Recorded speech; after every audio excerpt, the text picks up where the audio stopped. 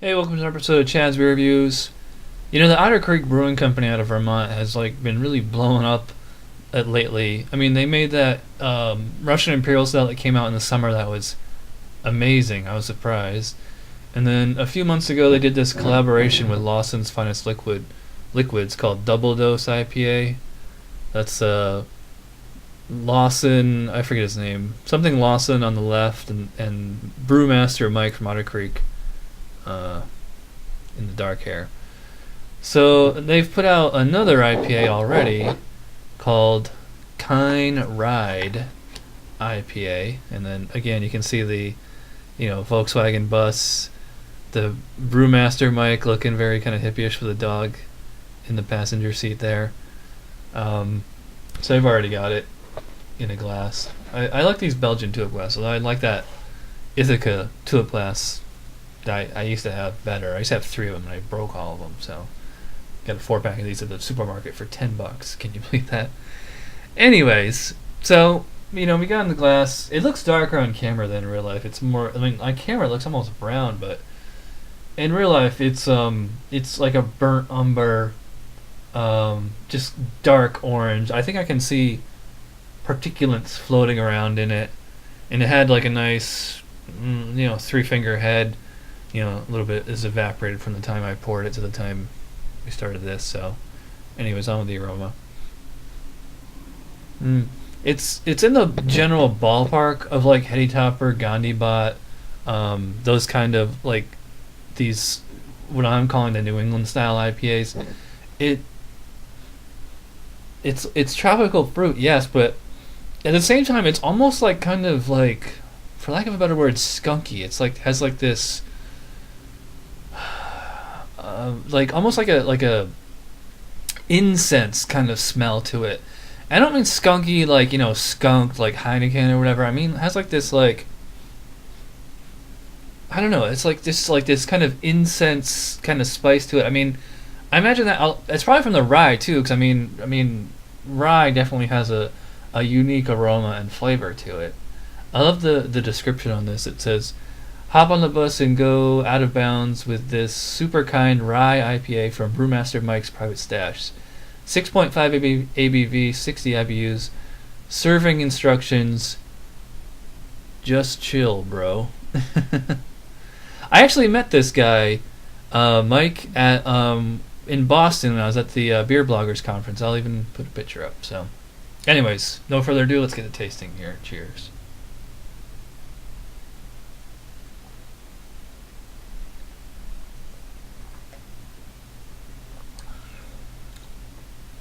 Mm.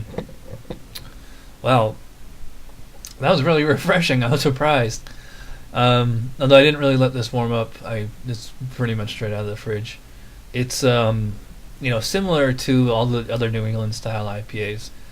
I mean, like I mentioned, the tropical fruits in the aroma, and you definitely get them in the taste. You ever notice, like, before you actually swallow it, I mean, you can just keep drinking and drinking until you actually stop drinking and swallow it down. You can keep getting all that flavor up front. Once you stop drinking and swallow, you get a different flavor on the aftertaste. Yeah, it's tropical fruit, but it's like, it's not. I mean, it's definitely not citrus. I would not call it like orangey or lemony or anything. It's more of like the guava, papaya, mango type flavor. And then you get the rye on the peak, and then as it's going down, because you get like that kind of spiciness from the rye, a little bit of dry bitterness, slight kind of bready character on it. But at the same time, like, and then I even get a little bit like the fruit like disappears at the peak, and then it reappears as it's going down. It's really tasty. It's got a nice, amount of bitterness. It's well balanced. Calling this I mean, they put rye right in the title there. Like, there's certain beers, and maybe I've just grown, accustomed to drinking rye IPAs and just rye beers in general.